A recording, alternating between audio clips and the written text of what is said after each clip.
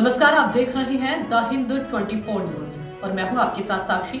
आइए नजर डालते हैं आज की बड़ी खबरों की ओर। जिले के एगरा 2 ब्लॉक के विवेकानंद ग्राम पंचायत के श्यामपुर गांव की लगभग 300 बीघे कृषि भूमि में बारिश का पानी जमा होने के कारण स्थानीय किसान खेती का काम नहीं कर पा रहे हैं।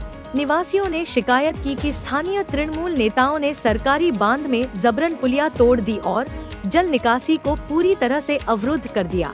नतीजतन सैकड़ों किसान परिवार खेती से पूरी तरह वंचित हो गए हैं। चूँकि ऐसे कई किसान हैं जो जमीन बांटकर अपने परिवार का पालन पोषण करते हैं। बहुत से लोग मजदूर के रूप में अपने परिवार का पालन पोषण करने के लिए इन जमीनों पर निर्भर हैं।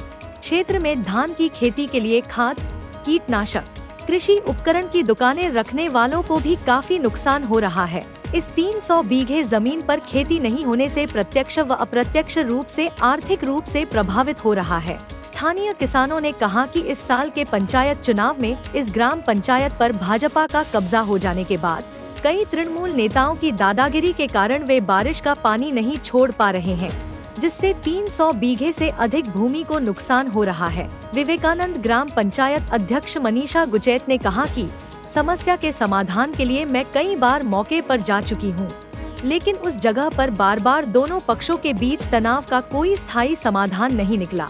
हर कोई उन दिनों की गिनती कर रहा है जब इस समस्या का समाधान होगा, जब इलाके के किसान अपनी जमीन पर खेती कर सकेंगे। पंचायत प्रधान मनीषा गुचैत ने कहा, इस वर्ष के पंचायत चुनाव में भाजपा के ग्राम पंचायत बन जाने से समस्या के समाधान के लिए प्रशासनिक सहयोग नहीं मिल पा रहा है। উদ্ধবপুর এবং শ্যামপুরের সীমানায় দীর্ঘদিন ধরে জল নিকাশির ব্যবস্থার সমস্যা থাকায় চাষের কাজে ব্যাপক ক্ষতি হচ্ছে। কি বলবেন? জল নিকাশির সমস্যাটা যে আজকের নয়, এটা হচ্ছে বহুদিনের। সেই সময় থেকে শুরু করে যিনি প্রাক্তন প্রধানও ছিলেন, তিনিও বাড়ি জল থেকে যে বাস্তুতে রূপান্তরিত হয় সেটাও এতভাবে পারমিশনটা দেওয়া হয়েছে, যার জন্য বহু বাড়ি ওই জল নিকাশির জায়গায় তৈরি হয়ে গেছে। তাই জলটা বেরোতে পারছে না এখন।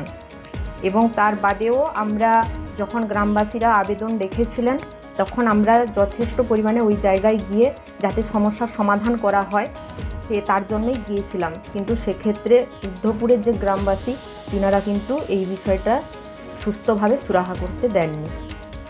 সেক্ষেত্রে একটা জায়গায় দেখা যাচ্ছে যে বালির বস্তা দিয়ে জল নিকাশিকে আটক করা হয়েছে। কি বলবেন? হ্যাঁ, বালির বস্তা দিয়ে জল নিকাশি আটক করা হয়েছে যাতে জলটা না বেরোয়। উনাদের মনে হয়েছে কি আমি জানি না, তবে আমার মনে হয় যে ঊর্ধ্বপুরের যেমন। আপনার নাম? বিষ্ণুপদ মাঝি। কি অবস্থায় রয়েছে, কি কি সমস্যা কি হচ্ছে? আমাদের সমস্যা হচ্ছে আমরা আমন ধান থেকে এইভাবে ভুগছি, আমরা আমন ধান পাচ্ছি না।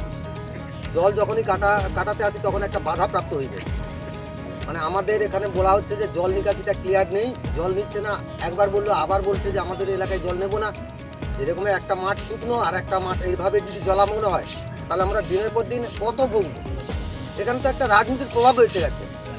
বলছি এটা প্রশাসনকে জানিয়েছিলেন? প্রশাসনকে জানিয়েছি, প্রশাসনকে আসতে না বলে দিচ্ছে। প্রশাসন আসবে বলছে, তারপর আসছে না। প্রধান এসে হেনস্থা হচ্ছে। এগুলো কিরকম ব্যাপার আপনাদের কিছু বোঝা যাচ্ছে না। বলছি রাজ্যের মুখ্যমন্ত্রী তো কৃষক দরদি, বারে বারে প্রচার হচ্ছে। উনি তো বলছেন যে জল নিকাশির দরকার আছে, জল নিকাশি করার দরকার। তো আমাদের গ্রামের যদি রাজনীতির প্রভাবে যদি না হয় তাহলে আমরা কি করব? আমরা সাধারণ মানুষ কেটে কেটে মরি। আমরা যদি দিনের পর দিন চাষ হারাই, বছর পর বছর আমরা কত এরকম হেনস্থা হবো। আর এটা এই অবস্থা কত বছর ধরে হয়ে আসছে? ধরুন আমাদের ভুগছে, আমরা ধরুন আজকে 35-40 বছর হয়ে গেল। কি ভালো না? ঠিক সমস্যায় ভোগান্তি হচ্ছে বিবেকানন্দ গ্রাম পঞ্চায়েত এলাকার কৃষকরা। শ্যামপুরে যারা কৃষকরা রয়েছেন তারা জল নিকাশি বিপাকে তারা যেমন বৃষ্টির মরশুমে যেমন চাষ করতে পারছে না, আমন ধানেও তারা চাষ করতে পারছে না, বিপাকে পড়ছেন। কি বলবেন এই বিষয়ে? বিগত পঞ্চায়েত যে প্রধান ছিল সে জল নিকাশি শ্যামপুর থেকে যে সমস্ত জল নিকাশি যে সমস্ত রাস্তা দিয়ে জল বেরাতো সব রাস্তা অবরুদ্ধ করে দিয়েছে। শ্যামপুর আর ঊর্ধ্বপুর রাস্তার মাঝখানে একটা অস্থায়ী একটা কালভার্ট বসিয়েছিল। পঞ্চায়েতে বিজেপি জেতার পরে সেই জল নিকাশিটাও বন্ধ করে দিয়েছে। বাকি স্থায়ী সমাধানের জন্য যে ব্রিজ ছিল, একটা ছোট ব্রিজ ছিল, সেটাকেও যে বিগত দিনের যে পঞ্চায়েত প্রধান রাজনারায়ণ মান্না তিনি সেই জল নিকাশির এপাশে সেপাশে মানুষকে কনভারসেশন করে দিয়ে সে মানুষ ঘর বাড়ি করে নিয়েছে। তাই জল নিকাশি স্থায়ী সমাধান হচ্ছে না।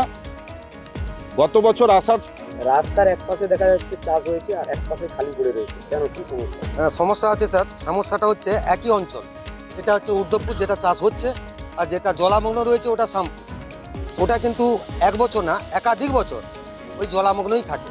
আমরা প্রত্যেক বছর হেনস্থা হব, প্রশাসনের কাছে যাব, অঞ্চলে যাব, বিডিওর কাছে যাব, কোনোরকম করে অনুরোধ বিনয় করে হাতে পায়ে ধরে জল কাটাবো।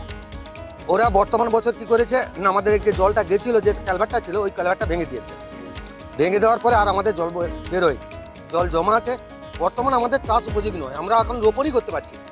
কত বছর ধরে এই সমস্যা রয়েছে? এই সমস্যা 30 থেকে 35 বছর রয়েছে।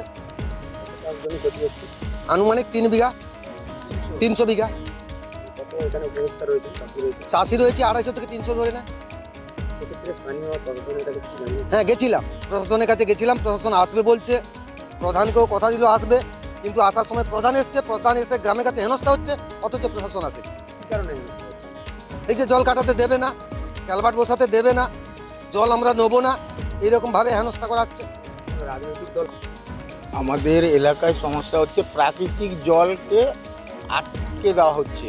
সরকারি বাঁধের উপর যে কালভার্ট ছিল সেই কালভার্টটাকে জোরপূর্বক ভেঙে দিয়ে জলটাকে আটকে দিয়ে এলাকার সাধারণ মানুষের জীবিকা মানে চাষের যে জীবন জীবিকার উপর নির্ভর করে সেটাকে ব্যাহত হচ্ছে। এবারে মানুষ ঋণ সমবায় সমিতি থেকে ঋণ গ্রহণ করে চাষাবাস করছে, কিন্তু উৎপাদন হচ্ছে না জলের জন্য, তো ফলে ঋণ মেটাতে পারছে না। সমবায় সমিতিগুলোতে ঋণগ্রস্ত, চাল কিনে খাচ্ছে পুরো এলাকা। এই এলাকায় শ্যামপুর এই এলাকায় এক রাস্তাঘাটের উন্নয়ন নেই, কাঁচা রাস্তা, চারদিকে কাঁচা রাস্তা, আর ব্যবসা বাণিজ্য বলে কিছু নেই। রোগ জীবাণু ছড়াচ্ছে, জল সারা বছর আটকে থাকার জন্য মানে জীবজন্তু পর্যন্ত ফেলার জায়গা নেই। ফলে আমাদের হসপিটাল রয়েছে, দুটো প্রাইমারি স্কুল রয়েছে, অঙ্গনওয়াড়ি রয়েছে, কিছুদিন অঙ্গনওয়াড়ি রান্না করে। আমাদের সমস্যা দীর্ঘদিনের সমস্যা, নিকাশি নিয়ে সমস্যা। তো বিগত দিনে পঞ্চায়েত ছিল তৃণমূল, এই 3 নম্বর বিবেকানন্দ অঞ্চল। পঞ্চায়েত চেঞ্জ হওয়ার পরে আমাদের যে নিকাশিটা ছিল এখানে বোলটাকে ভেঙে দিয়েছে, ভেঙে জলটা অবরোধ, বাস্তুতে জল উঠে যায় বর্ষাকালে। এখনও পর্যন্ত প্রায় 1.5 ফুটের বেশি জল, মানুষ রোপণ করতে পারছে না, চাষবাস নেই, মানুষ ঋণগ্রস্ত, দেনাগ্রস্ত। ব্যাংক থেকে লোন নিয়েছে, সোসাইটি থেকে লোন নিয়েছে, লোন নিয়ে সব চাষ করেছে, এখন দেনার দায়ে জর্জরিত, পয়সা কোত্থেকে শোধ করব। আমাদের জমি থাকা সত্ত্বেও আমরা চাল কিনে খাই, খুবই দুরবস্থা আমাদের গ্রামে। এই যে জলের বাধা, জলটা নিকাশি করতে বাধা দিচ্ছে, কারা দিচ্ছে?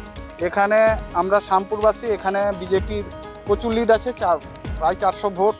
আর এ পাশে অঞ্চলটা বিজেপি জিতেছে, কিন্তু এই পাশের বাসিন্দা।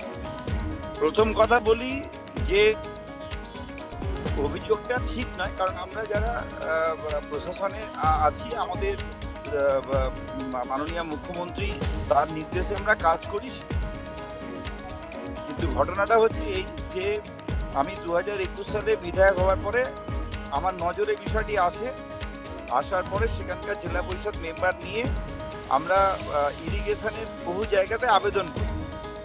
কিন্তু জাস্ট এবারে পঞ্চায়েত নির্বাচনের আগে যখন আমি স্থানীয় স্তরে মিটিং করতে যাই, তখনই আমাকে কেউ একজন বলেন যে ওটা ইরিগেশনের জায়গা নয়।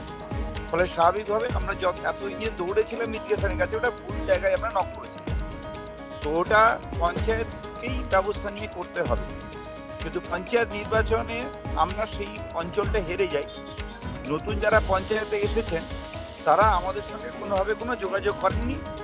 ফলে স্বাভাবিকভাবে পঞ্চায়েতকে নিয়ে যে এগিয়ে কাজ করবো সেই সুযোগটা আমাদের সামনে হয়।